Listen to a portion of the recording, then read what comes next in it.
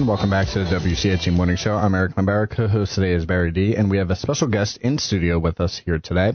Casey Costigan is a Westchester University alum who is here to talk about his upcoming movie, Webelo, the Westchester movie, which will have its world premiere next month. Casey, thank you so much for stopping in and for your time this morning. Yeah, absolutely. I'm glad to be here. I appreciate we had you on, I believe, a couple months ago. So yeah. Happy to have you following up on the movie here. So I'll talk first about the movie, and then we're going to get into the premiere to follow that. So what inspired the storyline of Webelo? How did you come up with the idea to have two historians trying to save a piece of Westchester history? So that all comes down to my director, Ian James Comstock. I've worked with him on a lot of other projects over the last 4 years. Directors, they always have three names, Eric. Yes, very much so. Yeah, he doesn't go by Ian Comstock. It's literally just Ian James Comstock. So like on his Facebook, nice. Everything, it's just Ian James Comstock. I like it. Yeah. But I think, we were trying to figure out firstly what piece of history we're going to cover in Westchester. Like we knew we were going to cover a broad, a little bit of broad history throughout the movie, but we wanted to focus on one specific thing. So we tried focusing on the History Center, but then they were like, we don't want you guys to film the movie about this place because we had an incident where the building almost shut down a year ago. So I was like, oh, all right. So in the movie, we like everything else, all the other places in the movie are pretty much called what they are in real life, except the History Society Center, whatever, because they said we couldn't use their name in the movie because of this incident. Right.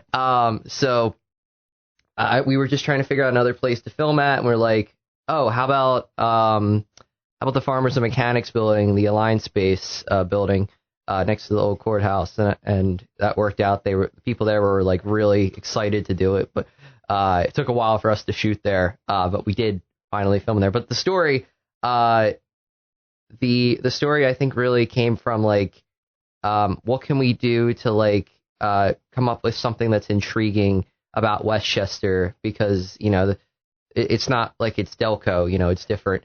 Right. They have Delco the movie. We have Westchester the movie. I'll touch on that later actually.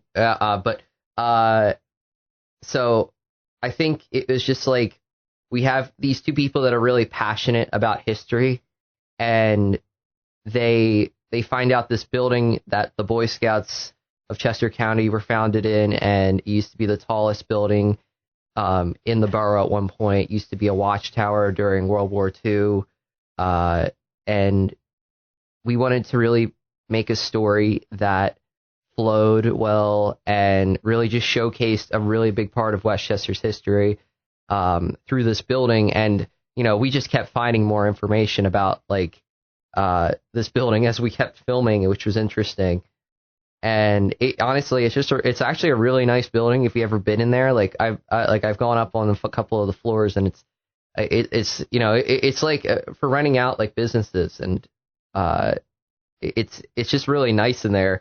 And just overall from the outside, it looks like an old decrepit building, but if you go in, it's actually real, all refurnished, and it's the people there are great. So it kind of answers your question. Yeah. If Ian was here, I'm sure he would be able to articulate it a little bit more. So I wanted to talk about, so you were a producer of it, right? Yeah. Producer, and then you acted in the film as well. So yes. What was the writing and the creative process like for this film? Okay, so this one was a little bit more fast-tracked than our previous films because we have a mandate of when this thing had to come out. So it has to be out by the end of the year because of the 225th anniversary of the borough. They were very strict on that, which understandable. But for us, typically we take our time writing a script, especially if the script is over 50 pages. This one was 70 something pages. So it was a long script, and it's going to be a feature film. So we're looking at an hour and a half here. So typically, we probably would spend a couple months on the script, and we did, but we definitely were really fast tracking it. So it took I think 8 to 10 weeks, and then we were adding some scenes during filming, and it was a lot. It went by pretty fast, but it was definitely a struggle to get everything including the production done in time for this premiere. If you look at the Delco movie, which is similar, they started doing like their fundraising and stuff last year in like July. And, you know, this movie had a lot less time for all of that. Even the fundraising, we had a lot less time for. I remember I met Chris, the director of the Delco movie, and we actually sat down at this restaurant in Maryland, because that's where he's from, or he lives now. And we were talking about both of our movies, and I'm like, how did you, did you know about my movie? And he's like, well, I had like some people that were in the Delco movie come to me and be like, yo, did you hear about this Westchester movie?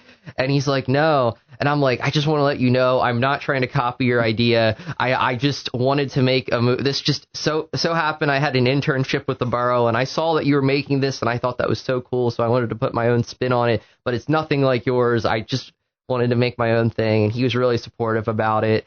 He's coming to the premiere next month. And I'm going to his premiere in January. I got VIP tickets. I'm going all out for this. Yeah. Oh yeah. So let's get into that. So you mentioned the premiere. So what can attendees expect at the premiere event on November 23rd? And could you let us know more about where that'll be taking place on the 23rd? Sure. So the premiere is going to be at the Chester County History Center, and that is on November 23rd at 7 p.m. I did reach out to Uptown as well, because some people were like, what about Uptown? And we're working on something for next year for there, and sometime in March. But for now, this is like the big world premiere. So we're trying to make this red carpet. So, be nice for everyone to dress up for it. It is Westchester. Yes. Barry will have his American flag. Oh, yeah. Oh, yeah. Right. Absolutely. Yeah. The American flag jacket on. We'll be good to go on that. Oh, yeah. Absolutely. Yeah. I have a quick question, though. You're talking about the script. It was like 70 pages, right? Yeah. So how many actors are there in the approximately? Yeah. Okay. You don't have to include extras like main characters type of thing. Okay. Not including extras, that helps out a bit, because there were a lot of extras for this movie. Oh, sure. Right. You always have that. Yeah. Especially for the bar scene, we had quite a bit. Well, that's easy in Westchester. Yeah. Bar, I'm in. Yeah. Well, it was funny because we shot that scene at 9 a.m. So it was pretty early for people drinking alcohol, and they were didn't used to be in Westchester. Yeah. Yeah. But I'd say main characters, there's probably like 10, but overall cast wise, like it was a decently sized cast. There was like 20. Okay. There was, but my character and Jared Zimmerman, who plays Marcus, as the other leader, are like the two main characters here. And then we have the guy who's playing Keith, Langdon James. He's like the main supporting character. And my characters are kind of like a pestilence to him. Like, we keep like constantly undermining him and annoying him throughout the film, because he's trying to tear down the Farmers and Mechanics building and put it's called Quick and Stop. It's like essentially a Wawa, but for legal reasons, we have to call it Quick and Stop. I have nothing against Wawa. We just needed a stand-in company. Iowa had one called Come and Go. Okay. Yeah. Oh yeah. Yeah. Yeah, but it's interesting because throughout the movie, like, these two characters are like really passionate about history to like an annoyance extent. So like, they literally, like, there's this one guy in the film who they go to towards the end of the movie to try to get money to save the building, and this man's like on the brink of suicide and stuff, and he's like, oh, I don't know what I'm gonna do in my life. I don't know what to do. And they're like, give us your money. We can make your life meaningful. And they're basically just trying to get this guy whatever it takes. Yeah. So it's, this movie's a comedy as well, so not everything is taken too seriously. Okay, and that leads to my second part, Eric. Thanks for letting me cut in on this. So you got this. It's a comedy, right? You got this going on. Did anybody start going off script and you're like, yeah, we're keeping that? Did anybody do that? Or do you say pretty much the script? Oh, I did. Yeah, I went off script quite a few times. Yeah. Yeah, absolutely. There was like multiple times where I just kept, me and Jared would just keep going. It's digital, man. You can cut it. Yeah, exactly. Yeah, and we definitely kept some of that in. I've seen some of the scenes so far. I'm actually getting the rough cut today because I have to send it over to the History Center for them to watch it. There was definitely quite a few scenes where we just kept going, and Ian just kept rolling, and he's like, actually, you know what? Let's do that again, right? And just do exactly what you did, and then we would change up part of the script just by doing that. But it was the same message we were getting across, but it was just a little bit extension of it. Sure, and the reason I ask that is because you write things down, and you're like, okay, we're writing this down, and then when you're actually playing the part, and you become that person. Yes. All of a sudden, that person wouldn't do it that way. Yeah. And that's why I'm asking. So I was just wondering how far you jumped, and now you answered it. You got into it. You were in the form, and you just ran with it as your character. Yes. Yeah. Yeah. I remember. I'm pretty sure this wasn't in the script, but me and Jared was pulling me out in the trailer. You could see this. He was pulling me out of like the conference room. Mm-hmm. And I don't remember that being in the script, him actually pulling me out, but I go and I'm like, you've been warned. You're mouthing off to him. Yeah, like that. I'm pretty sure that was unscripted. That whole conference scene is so funny. Like, I've watched it now like probably like 5 or 6 times, and it's hilarious. Yeah. I'm really excited for people to see that scene in particular. Good. Yeah. I now bring you back to your regularly scheduled interview. Eric, go ahead. Take over. No, that was great. It definitely expands on the questions I had here. So as far as the premiere event itself, how can listeners, if they wanted to support or get tickets for it? So tickets are free. All you have to do I'm is... not paying that much. Yeah, it's Westchester, I understand. It is Westchester. Tickets are free. It's on Eventbrite. So if you look up just Webelo, the Westchester movie on Google, it should come up, or just look up Westchester the movie tickets. There's only like 51 tickets left. We've like 199 tickets have already been claimed. No way. Yeah, it's crazy. And I put out the link for it like only like 10 days ago, and we've already gotten that many people. And you probably don't want us to promote it at all, do you? Oh no, if you guys want to, go ahead. I mean, that's what we're here for. Yeah. I'm really hoping everybody in the cast has gotten tickets already, because like I don't know how much. I mean, I can maybe save a few more seats for them, but this place is already going to be packed if we get 250 people in there. I didn't actually ask the History Center if that's enough, but don't worry about it. There's a time where you ask for forgiveness instead of permission. I'm just saying. Yeah, I should have probably asked them that, but I was like, oh yeah, Uptown could hold like 350-ish, so I'm like 250 shouldn't be anything for the History Center. Yeah. Right. Yeah. I just hope they have enough chairs. If not, I'm gonna have to call up the borough and be like, yo, we need to rent BYOC. Yeah, bring your own chair. Yeah. Yep. Yeah. Definitely. So that is a month from today, correct? The 23rd? Oh yeah, it is a month from today. I didn't even realize that. And yeah. you do have our VIP tickets waiting for. Oh yes. Okay. If you guys, absolutely. Of course. Just check. Barry likes to say that we have 7 listeners, so if they all buy tickets, then you'll have 44 seats left. That's right. Yeah, that's right. So why did you decide to offer free tickets for the premiere, and what does this say about the film's connection to the local community? So I wanted this to really be accessible for the community. Like, me and my director were really firm on that. Even when we went to Uptown, we had the option. We could have shown the movie at Uptown this year if we really wanted to. But we would have had to have people charge $10 a ticket. Got to pay the overhead. Yeah, exactly. And it would have been a 50-50 split. But I really wanted to make this accessible for the public. Because at the end of the day, I really wanted to make this movie for the people. Mm-hmm. And, of course, we're going to be selling merchandise there. We need to recoup some of the money. Got to do something, right? But I want like the public to be able to come and see this movie, like just to like be there for the experience. Plus, if we're charging them, I feel like, that holds us accountable if we mess up somewhere about it in the movie. If there's something that they don't like, they'll hold us accountable for it. And, if it's free, I feel like more people will they won't be as judgmental towards the project, hopefully. So it's a premiere, right? Yeah. It's a premiere. A lot of Hollywood films, they have testing audiences before it actually goes out. Yeah. Do you have an alternate ending? An alternate ending? Did you ever think about doing an alternate? No, it's just, this is it. This is it. Well, yours is a once and done, right? There's no alternate ending. Well, actually,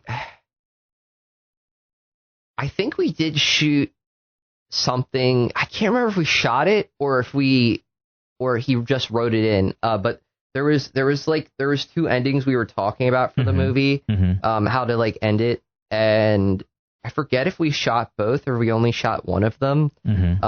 However, I remember we did add in a post-credit scene for the film. Oh, they're the best. Oh, yeah. That's why I always wait in the theater till it's over. I love when they pop that stuff in at the end. Yeah. Good, I'm looking forward to that. Yeah, that wasn't in the script originally. Originally, it was just going to end on just how we intended it to. But I was, so funny enough, I was actually I was going around the borough to get people to donate gift cards from local businesses so we could raise money at the events by raffling those off.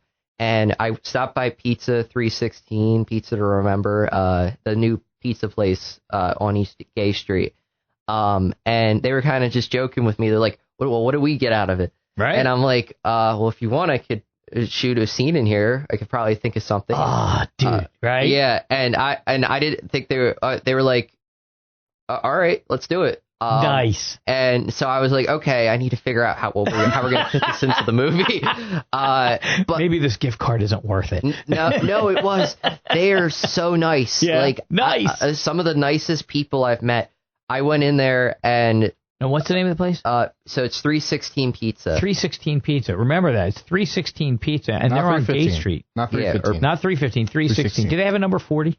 That's never mind. That's cocaine. Yeah, but it's interesting. Or Pizza 360. It's one of those two. But it's Pizza to Remember is their tagline. So when we went in there to shoot the post credit scene, I had to get some random people to play waiters, and there were these two people that just came up to me and when we were at the restaurant festival. And they're like, hey, we'd love to act. And it just so happened they came up to me a week before we were supposed to shoot there. And I'm like, this is perfect. Meant to be. Yeah. I really felt like God was calling me to have these people in the movie. So I was like, we have to have these people here. They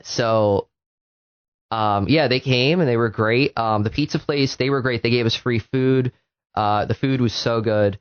They gave us free T-shirts. And I went back in there the other day. And I just went in to get a tomato pie. It really wasn't expensive either for a regular size one. It was only $12, $13. And I went in there and they're like, oh, Casey, you're back. So great to see you. Nice. Pam, she's one of the people that are in charge of the place. She's so great. She's like, get this guy food. Get him food. I'm like, I already ordered. They're like, no, get him some food. So they come over to the table. They give me a whole box of garlic knots. They give me a thing of fries and then another slice of pizza. And then my actual order comes out. I'm like, I better get out of here before they give me more food. I can't finish all this. By the way, a friend of mine from Delaware is listening, and he actually texted this to me. Oh, yeah. Pizza 316. There you go. We have listeners everywhere. Oh, yeah. Everywhere. There you go. Pizza 316. And that actually kind of answers the question you asked earlier about the going off script. Right. There you go. Right. There you go. That's exactly it. Yeah. Yeah, that scene was added in really last minute, and my director also wrote the script, and when he adds a scene in, he'll sometimes send it to me the night before filming. So you're really prepared. Yeah. So, and this isn't just this movie. He's done this with previous films. I'm like, make sure you get it to me before the movie, so before we start filming. And then he'll be like, all right, and gets it to me the night before. And it's before the movie starts, so technically I can't say anything. Right. You didn't say 24 hours. Yeah, I should have said a week before. But yeah, that's words common. are a tool, and you really need to learn how to use them a little bit with that. Yeah, explain it a little bit more to them. Yeah, exactly. Yeah. When you do this premiere, by the way, are you going to do an introduction, talk about the businesses and things like that before the movie, and then do Q&A afterwards? How are you setting that up? So basically, when I get there, I'm going to wait for everyone to get seated. Doors open at 6:45, so I'm going to let everybody in. if they want to buy some merchandise, please do. We really need to sell this. This stuff. I bought 60 T-shirts, and I really need to get rid of them. They're all in a box near my bed.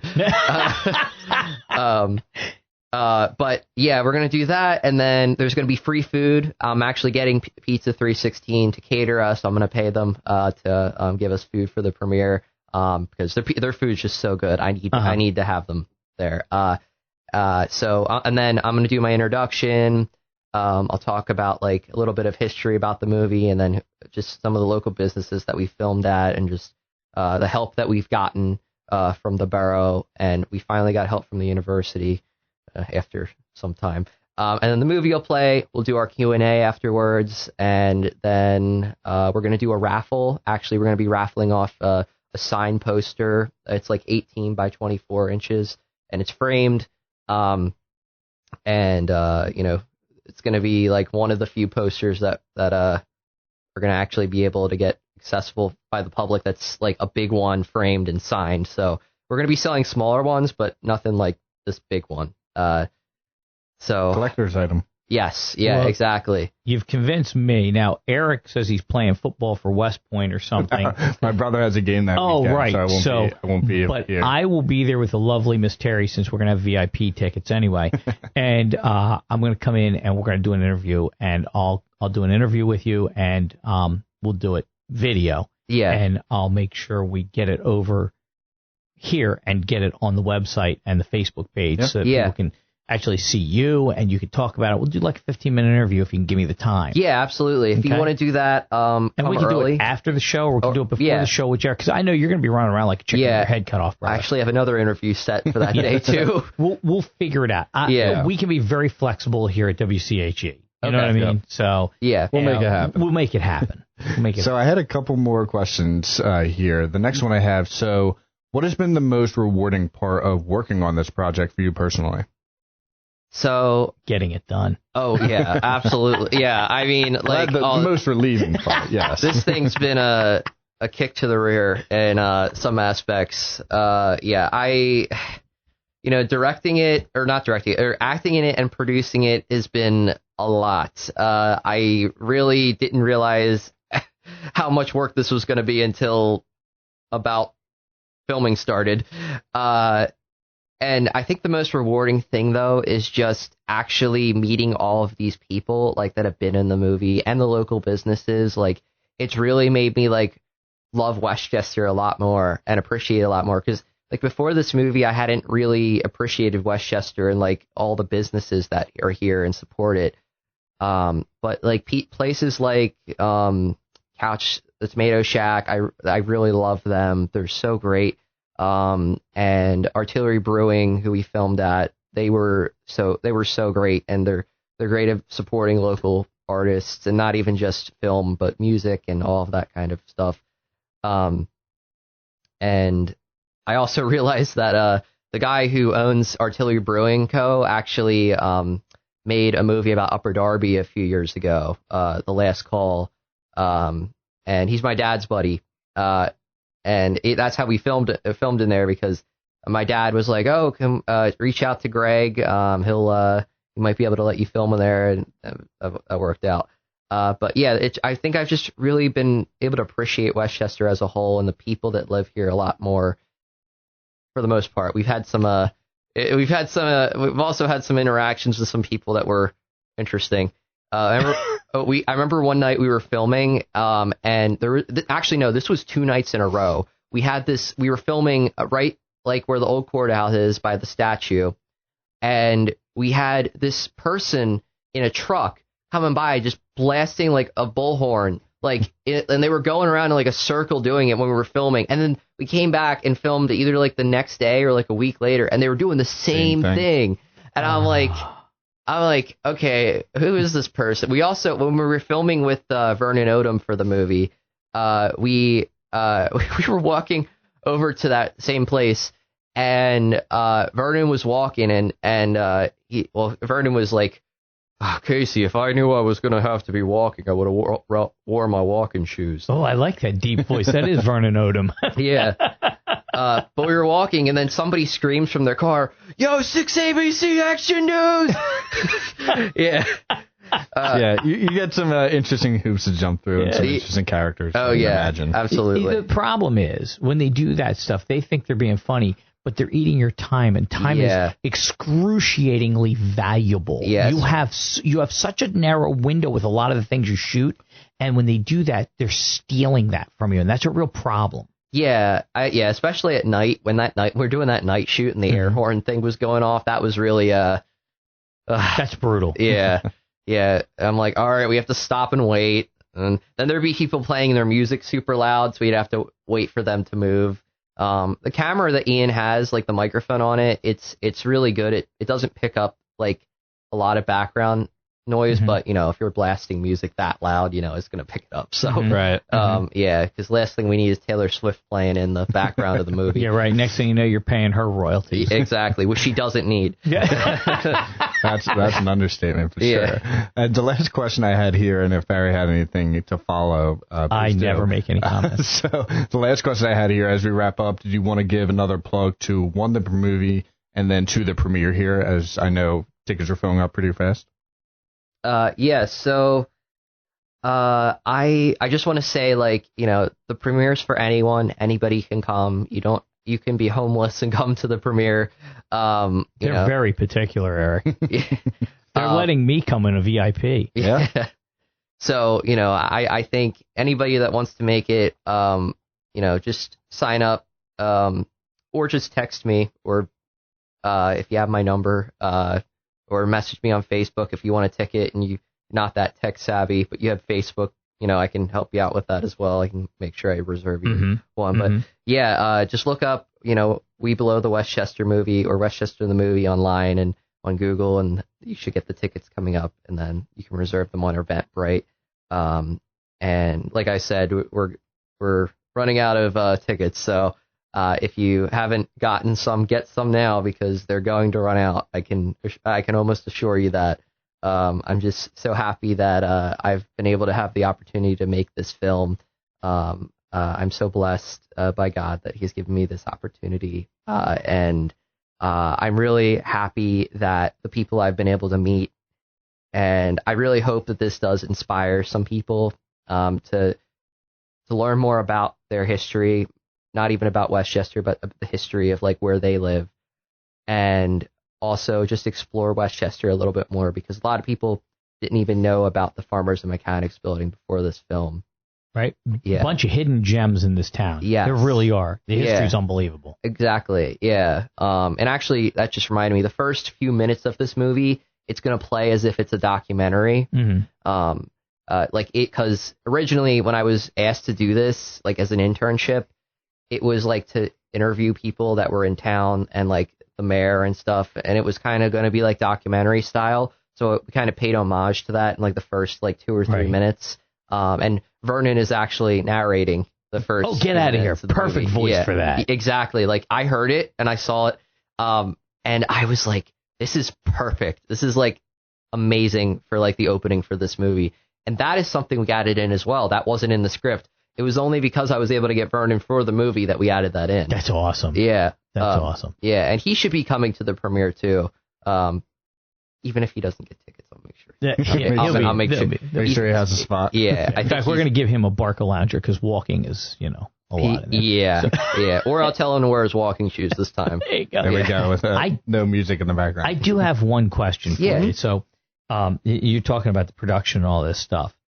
Who did the editing? Because I've done a bit of production work myself.